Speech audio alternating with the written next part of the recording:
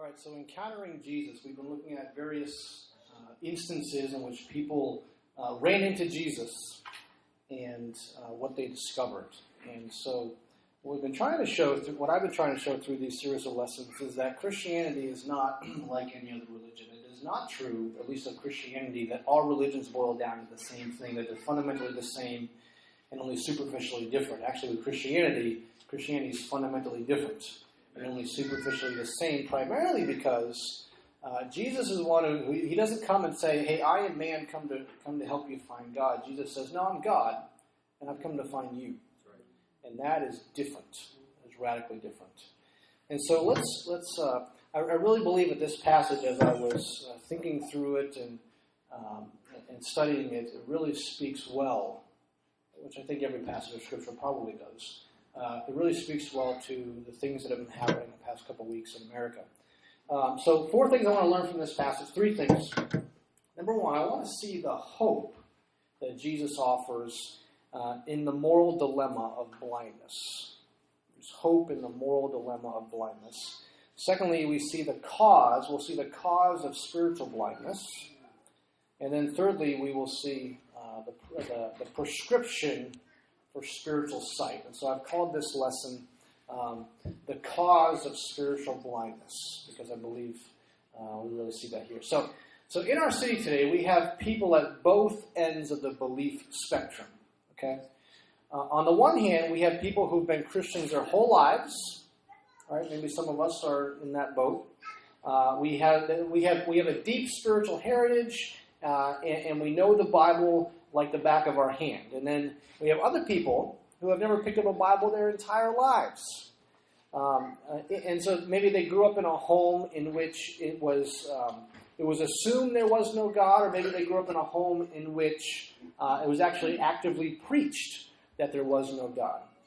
And believe it or not, people can be at both ends of this belief spectrum, even within the same family. Have you experienced that before? Which kind of throws a dart in the argument that people believe what they believe simply because it's where they grew up. And so the argument goes, well, if you grew up in Iraq, you wouldn't even be a Christian. And you can come back with that and simply say, you wouldn't be an atheist if you didn't grow up in America. So the fact is that people are at different places in the belief spectrum, and they have perhaps the exact same upbringing. And the reason for that is because whatever a person believes right now, whatever you believe right now, you believe it because of 3 reasons. Number 1, there are social factors. Yes, okay, it is likely you've been around Christians, you have befriended Christians, perhaps you grew up in a Christian home. There is some connection you have with Christian people that has been part of your faith development as well. But there's social factors, there's also intellectual factors. Everybody has to think through, does my worldview make sense of my world? We have to think through it. And then the third thing is, there are always personal factors. And so in my experience, the primary reason some people do not believe in God, especially if they formally did, the primary reason is for personal reasons. So what's a personal reason? A personal reason would be something like a moral dilemma. So you may say, the presence of evil in the world today rules out my belief in God. A good God cannot exist in a world where so much evil exists too. So that right there is a personal reason. It's a moral dilemma. You've come in contact with some evil in which you have concluded, if this happens in the world, there clearly is no God. Okay, so that's a personal reason. Well, let me say this to that. If you have experienced a moral dilemma in your life, and it could be something as simple as, listen, I had 3 people die in 1 year in my family, 3 people I was close to, and if God really loved me, he wouldn't let it happen. Something like that. Okay? Let me just say that if you, I understand the frustration, I understand the frustration, but we must understand that casting God out of a picture because you have you've had a moral dilemma doesn't solve the problem. In fact, it makes the problem worse. So let me give you an example. So Ravi Zacharias, who's a Christian apologist, he told a story of a man in Nottingham who was shouting at him from the crowd saying, How can a God of love and justice allow such evil in the world? And so here's what Ravi answered him, and I think is very helpful. He said, he asked him, well, what do you mean by evil? He said, because if you say there is such a thing as evil, you assume there is such a thing as good. And if you assume there is such a thing as good, you assume there is such a thing as a moral law on the basis of which to differentiate between good and evil. And if you assume there is such a thing as a moral law, you must posit a moral law giver, but that is who you are trying to disprove and not prove. So if there is no moral law giver, there is no moral law. If there is no moral law, there is no good. If there is no good, there is no evil. So what are we talking about? What's the question? Right? So casting God out of the picture doesn't solve the problem. In fact, it makes it worse. Now you have to figure out why it is you have a problem with evil with something that doesn't actually exist. Okay? So I want to say that if there are people in Laconia today who do not believe in God at all, the primary reason they do not believe in God is because they have come face to face with a moral dilemma. And so in our story today, the disciples come face to face with a moral dilemma. And so the dilemma is this. Why do bad things happen to people? Why do bad things happen to people? Okay. Do bad things happen to people because they did bad somewhere? Do bad things happen to people because someone in their family did bad somewhere? Do bad things happen to people because God is mad at them? Or because God is punishing them for something they did? Okay. Why do some people seem to have an easy life and some people can never get a break? This is the moral dilemma that this encounter with the blind man forces them to ask. So most religions today will tell you that bad things happen to bad people and good things happen to good people. This is kind of the idea with karma. Right? Karma says basically what goes around comes around. Right? It says if you sow positivity, you will reap positivity. If you sow negativity, you will reap negativity. And there is some truth to this belief. For example, if you continue to use drugs, you will inevitably reap what you sow. Right? But so there's some truth to it, but here's where we must be careful and where the disciples' theology was off. It's right to say, for example, that bad things happen to people because we live in a fallen world. That is right. It's right to say bad things happen to people because we live in a fallen world. The Bible does say that ultimately all pain and suffering is our fault, right? Ultimately, that before there was sin in the world, there wasn't any pain or suffering in the world. So it's right to say bad things happen to people because we live in a fallen world, but it's almost always wrong to say this. And maybe I've said this. It's almost always wrong to say this. This bad thing happened to these people because they did this. It's almost wrong to say, this bad thing happened to these people because God was punishing them. Why is it wrong to say that? Because you don't know. You don't know if that's true. You don't know if God's punishing them. You just don't know. And unless you know the actual people very, very well, you don't know if they're receiving a consequence of their own sin or they're receiving the consequence of simply living in a fallen world. And so this sort of deterministic reasoning happened really on 9/11. And I actually was guilty of thinking this myself initially. On 9/11, some religious people said, this has happened because God is judging America. America is receiving the consequences of our sin. And of course, the problem with that is that no one actually knows that that's true. Right. I mean, God didn't come tell anybody, I'm doing this because. It didn't. So now having said that, we must always be ready to ask, in the midst of our pain and suffering, have we been living the way God wants us to live? Amen. Okay. We must always allow pain and suffering to refocus us on what God desires. But just because I'm suffering does not mean I have not been doing what God desires. Does that make sense? Okay. So that doesn't answer the question. Why then do bad things happen to people? Good people or bad people? Right? In this story, Jesus gives us an answer to the moral dilemma that I believe fills us with hope. And so, back to karma for a sec. Karma says, the life you live is in proportion to the good or bad you do. And so the reason we like karma is because it actually puts us in the God role. That I am the dictator of my future. I'm in control. So we watched Back to the Future on our way down to Tennessee in the van, and I love Back to the Future. But as I get older, I start to think about Back to the Future and what it's teaching. And so here's what it teaches that I think Americans really tap into. It teaches that we are the determiners of our destiny. That Back to the Future preached over and over and over again that our future is whatever we make of it. So you remember that last scene in Back to the Future number 3 where the train comes flying in and Doc is now married to Clara and he has Jules and Vern and the last thing he says to Jennifer holds up this picture, says, Doc, I had this note and something was written on it, now it's gone. And Doc says, screaming as he usually does, he says, where'd say? Okay. He says, of course it is. He says, your future is whatever you make it, so make it a good one, both of you. Right? So we want to believe this. We want to believe that we are the makers of our future. We want to believe that we are God and that we control the future. But Jesus says in this passage, no, Doc, you're missing something. Jesus says this blind man is not the maker of his future. He is not blind because of himself. He is not blind because of the bad things he did. And you, disciples, do not have sight because of the good things you did either. Okay? Jesus says what determines your future is not so much your activity in the world. What determines your future is God's activity in the world. Jesus said, this man was born blind, that the works of God may be displayed in him, and you were born with sight, that the works of God may be displayed in you. Okay?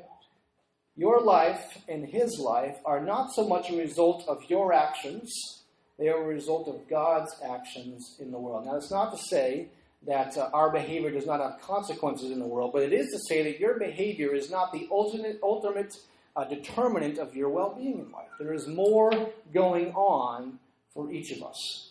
And so let me tell you why this is hopeful. It's hopeful because if you've had a very difficult life thus far, you can know that your circumstances do not shape your future as much as Jesus shapes your future. Okay? So if, for example, you were born with absent parents in a poor community in a sketchy section of town, you were not born that way because of you. What Jesus says is that you were born that way so that God's work could be done through you. That's right. Okay, now there's a lot of mystery to that, I get it. But what it doesn't say is it doesn't say you were born that way because of you. Now, if you were born, the same is true for the advantaged person, right? If you were born in the wealthy section of town, in the lineage of nobility, with all the opportunities to go to college and to travel, you were not born that way because of you. You were born that way so that God's work could be done through you. And so as human beings, we like to think that circumstances and geography and race and physical aptitude and body type provide us advantages or disadvantages in life. And in a sense, they do in our day-to-day interactions. But what Jesus says here is that none of these things matter to God. The man with 20/20 vision is no more advantage for God's work in the world than the man who's blind. Both of them are set up intentionally for God's work in the world. And so at a minimum, if we understand this ought to level the playing field for between the haves and the have-nots. Okay? The haves can never say, I have this because of me. But at the same time, the have-nots can never say, I have not because of me. Okay? So Jesus here levels the playing field, and I think brings a lot of hope to those who were born into a situation that is unfavorable. So we see here hope in the moral dilemma of blindness. This man was not worse than anyone else. He was properly positioned for the work of God to be displayed in him. Secondly, we see the cause of spiritual blindness. The cause of spiritual blindness. And so what I want to do here is I want to state what I believe from this passage spiritual blindness is, and then I want to give you an example of it. So, spiritual blindness, are you ready? Spiritual blindness is not so much the inability to see God for who He is. Spiritual blindness is more the inability to see you for who you are. Now, it's going to make sense here in a minute. Jesus is just about to accuse the Pharisees of being spiritually blind, and it's not as if they don't know their Bible. I mean, they know it better than any of us know it. They are not spiritually blind because they've not read their Bible. They have. To be spiritually blind does not mean that you simply don't know all you need to know about God. It means that you do not see all you need to see about yourself. And let me give you an example. So a number of years ago, in our early days in New Jersey, the church we were working with threw a fall festival. And so we encouraged people to dress up and have fun with it, kind of Halloween time. And we say there's, no scary costumes, things like that. And so we had a number of people from the community attend, and it was a fairly successful event. But toward the end of the event, toward the end of the night, the event turned sour. Let me tell you why. So one of the events at the festival was a costume contest. And so we chose 3 judges from our congregation to award a number of prizes to a number of different children based on a number of different criteria. So, most creative costume, most fun costume, best makeup, most colorful. I mean, we wanted to award every child if we possibly could. So we had a number of different categories. And so one of our members, Yvonne, was there that night with 3 of her grandchildren. And so Yvonne was an African-American lady who had been baptized just a few months beforehand and was faithfully attending church every Sunday. And so one of her grandchildren, she was just a beautiful girl. She dressed up in this blue and white pom-pom. She was a cheerleader. And she went around all night long cheering. It was funny. So the category of awards that Yvonne thought her granddaughter should win, her granddaughter did not win. And so I remember I was standing beside Marcy, and it was kind of like our night off, and we just went kind of just being there enjoying ourselves. I didn't really have any responsibility. And so when our judges did not award Yvonne's granddaughter the prize, Yvonne gets up, and she storms out of the gym, saying, "I can't believe my granddaughter didn't win that. She looks better than anyone else here," and she left. And I'm standing there saying, "Did that really just happen? Like, are we really that concerned about a costume contest?" And so Marcy, being the wise wife that she is, she said, she whispered to me, "Shaun, you better go talk to her." And in my heart, I'm thinking, "No! Go home! I don't want to talk to you." Well, why'd you just do that? So anyways, it took me about 5 minutes. I finally went outside to talk to her, and she's standing outside smoking a cigarette, and she's heated. And so I said, "Yvonne, what's going on? What's up?" And so she begins to talk to me and tell me how, biased the judges were and all this. And I'm thinking, really? Are we really this concerned about a costume contest? And so after about 5 minutes, I got her calmed down. We're talking cordially. And then another member of the church, his name is Eugene. He was a white guy. He comes storming out of the gym. And so here I am, and here's Yvonne. I'm talking very casually. And here comes Eugene behind me, over my shoulder, yelling at her. And he says, "I can't believe you would do that. You call yourself a Christian. You ought to be ashamed of yourself." And so here I am. I'm like the referee. I'm like, "What is going on? I'm going home." And so I turn around and I say, Yvonne's ready for a fight at this point. And I said, "Eugene, I got this. Go away. Go away." And so, it's very clear in my, I can see it all right now. And so I said, Yvonne, you need to go home. Let me call you in a couple hours, and we both calm down, and we'll talk about this. And so she went home. All right. So I call her a couple hours later, and here's what I came to discover. After listening to her and asking a series of questions and really trying to understand her, Yvonne told me, "Shaun, you guys had 3 white judges." I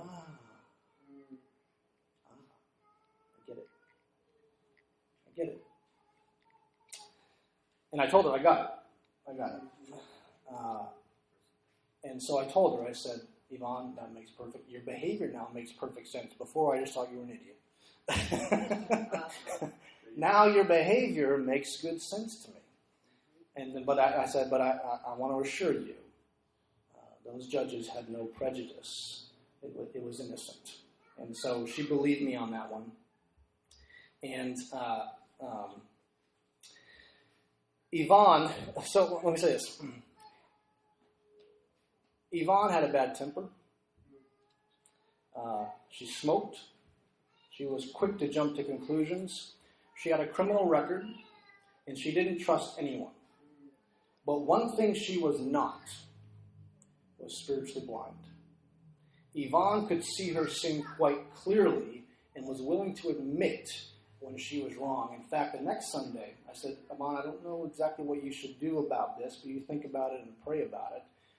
Next Sunday, she got up on her own without any initiative of mine and apologized to the congregation for her behavior the previous week. Okay?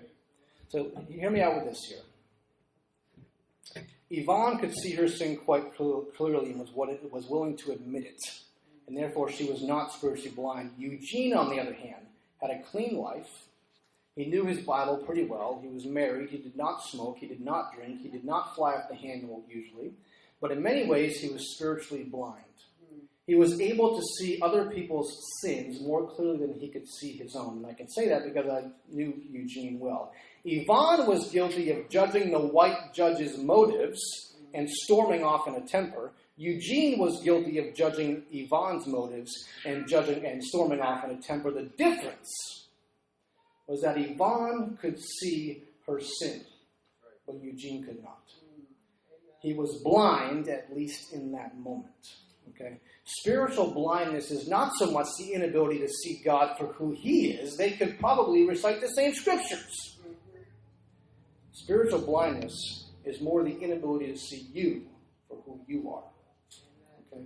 The Pharisees in this passage understood the nature of God better than almost anyone of their time, but they were spiritually blind because they could not see themselves. So what causes spiritual blindness?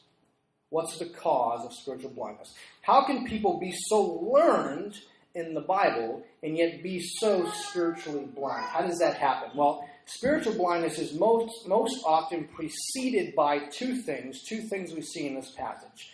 It is preceded by knowledge and it is preceded by power.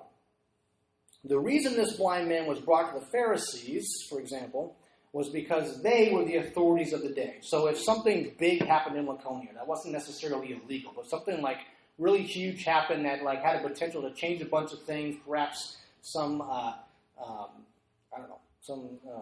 person just experiences huge light out of Peachy Park, and something happened, and what are we going to do? Well, we should tell somebody.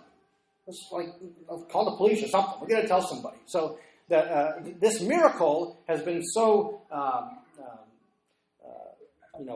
big in the city that they go and tell the Pharisees, listen, something happened here. We're going to tell you about this. And so they bring the blind man to the Pharisees, okay? And because they're the authorities. So they have power. They are the ones that if something goes wrong in the city, you report to them first. And so they have power, but also this blind man is brought to the Pharisees because they have knowledge. You don't become a Pharisee because of your lineage. You become a Pharisee because you're an expert in the law. So the Pharisees had power and they had knowledge, and those two things combined to produce spiritual blindness in these men. Now, does that mean that anybody who has knowledge and power is spiritually blind? No. But, so then why does power and knowledge so often combine to produce spiritual blindness in the world? The reason power and knowledge so often lead to spiritual blindness is because our sinful hearts are always looking to see who we have more power and more knowledge than. So, for example, if I have this much knowledge and power, but everybody else in the world has the same amount, okay, there's no problem. The problem arises when I begin to see, oh, you guys have this much knowledge and power, and I have this much knowledge and power. And so what happens then? Well, my sinful heart causes me to say, well, listen, I'm more powerful. I'm in a stronger position than you, and so you need to kind of submit to me. But the knowledge part comes with that. I don't actually have to listen to you because I'm the one who knows what I'm talking about, and you do not. And so look then at verses 17 and 18. They turned again to the blind man. What have you to say about it? It was your eyes he opened. The man replied, he's a prophet.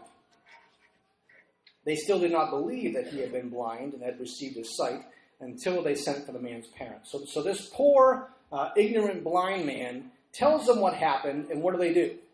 They don't believe him. What does he know? He doesn't have as much knowledge as we have, right? Now look at verse 24. A second time, they summoned the man who had been blind. Give glory to God by telling the truth, they said. We know this man's a sinner. So they said, all right, guys, be real this time, would you? Quit being ignorant. How are you healed? And then look at verse 34.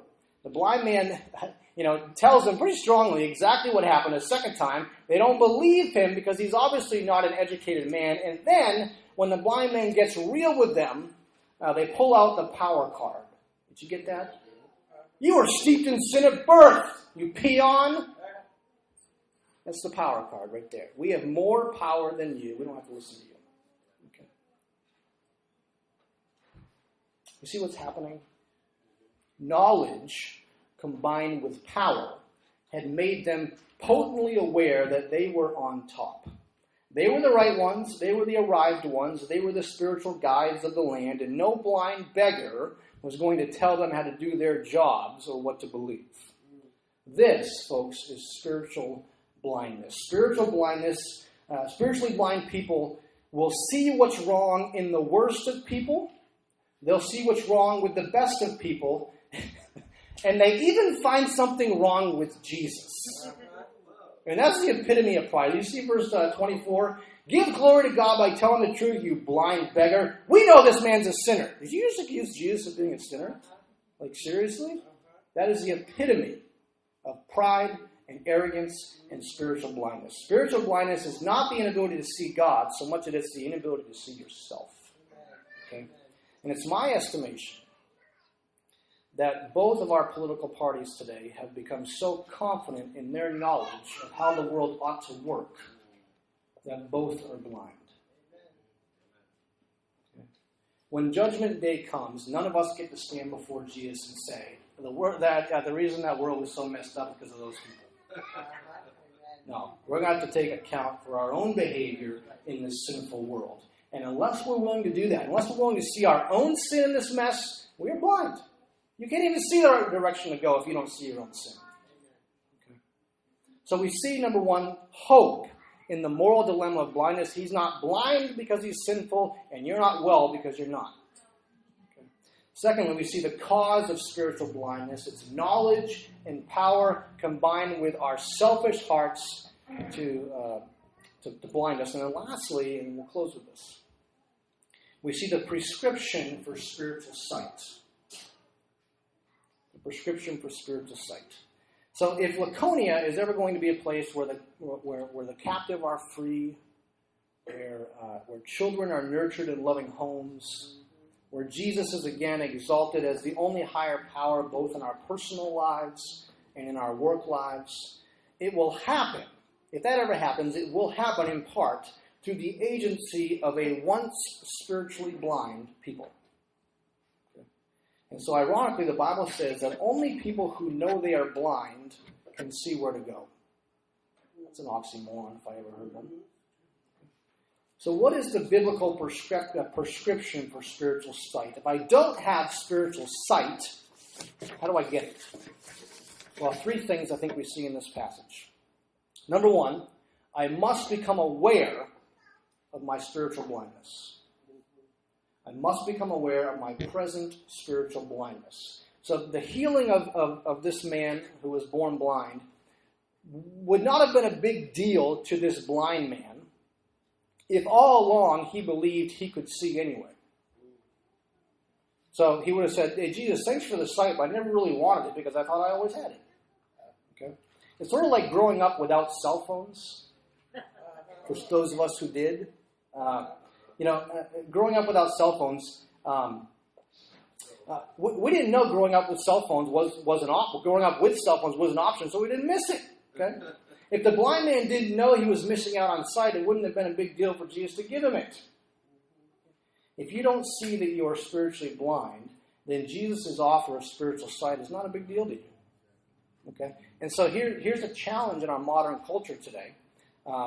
Modern people do not believe in sin anymore, or many modern people do not believe in sin anymore. And so if you don't think you are sinful, then Jesus' offer of washing away your sins seems rather unnecessary. Like, thanks, but I don't need it. Haven't needed it till now, don't need it then, right? So if you don't think you're sinful, then big deal. Thanks for the washing of sins that I didn't think I had, right? So, those people, if you don't think you are sinful, then Jesus' offer doesn't mean a whole lot to you. So let's say this to you. If you've been around people, or perhaps you've been a person, or perhaps you live with people who do not believe in sin anymore, if you do not believe you are sinful, then what do you say the problem with the world is? If the problem is not you, then who else is it? Is it them? And which of them are we going to choose? Because whoever you point to is actually pointing to you as the problem. Those terrorists are the problem. Well, but they say you're the problem. So, I mean, who's going to determine who's the problem? Jesus is. He says, look down, you're all the problem. If you don't think you're sinful, then what's the problem with the world? We don't have an answer. You don't have a good answer, at least. The first step to spiritual sight is becoming aware of your own spiritual blindness. Secondly, you need to know who can heal you. If you know you are spiritually blind, you need to know from whom sight comes. So look at verse 35. Jesus heard that they had thrown him out, and when he found him, he said, do you believe in the Son of Man? Verse 36. Who is he, sir? The man asked. Tell me so that I may believe in him. Jesus said, you have now seen him. In fact, he is the one speaking with you. If you are blind, but do not know where to go for sight, you're in quite a quandary. So you need to become aware of your spiritual blindness, and you need to become aware of who it is that can heal you. And then thirdly, you need to know how Jesus heals you. Whenever I go to the hospital, or someone in my family goes to the hospital, I'm grateful for the prescriptions they give us, or the medicine they give us while there. Okay, I'm grateful they have knowledge in that area, and that they know how to help us when we're sick. But my gratefulness, if I'm honest, slowly fades as I get better. Like when I'm, on my deathbed, thank you for relief. But when I'm all right, I kind of lose focus of the relief. So when Jesus heals folks, when Jesus heals us, though, we cannot think of him as like a doctor who gives us a prescription that he's been hiding in his safe deposit box just waiting for you to ask him. That's not how Jesus heals us. How does Jesus heal us? He does not simply give us a prescription. Okay? The story of the gospel is that in order for us to see, Jesus had to become blind. In order for us to get well, Jesus had to get sick. In order for us to become sinless, Jesus had to become sinful. In order for us to become pure, Jesus had to become defiled. In order for us to become whole, Jesus had to become broken. And when you leave the hospital knowing that that the only reason you can see is because your great physician is in that hospital now blind, your gratefulness doesn't just fade. Okay? When you see that Jesus became blind so that you, a blind beggar, could see, then every word of blame you shout at the world should be replaced by a gratefulness that Jesus is no longer pointing at you with blame. And that has to change the way you live on Monday morning.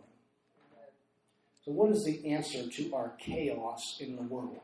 Have we just not found the right people to blame yet? Well, in a sense, yes. We haven't looked at ourselves. Spiritual blindness has more to do with how we see ourselves than it is how we see God. And so if you feel like you are spiritually blind, 3 steps to be having sight. First of all, admit that you are spiritually blind. Secondly, you need to know from where sight comes. And then thirdly, you really need to know how it is Jesus healed you. You can just pull it up. Jesus got your bad eyes so that you could have his good ones. So let me ask you as we prepare to take communion now.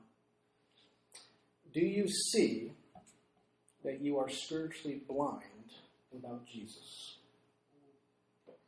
Do you believe that only through Jesus can you see? Do you see just how Jesus gave you sight? He did not give you sight by rubbing mud on your eyes. He gave you sight by giving you his eyes.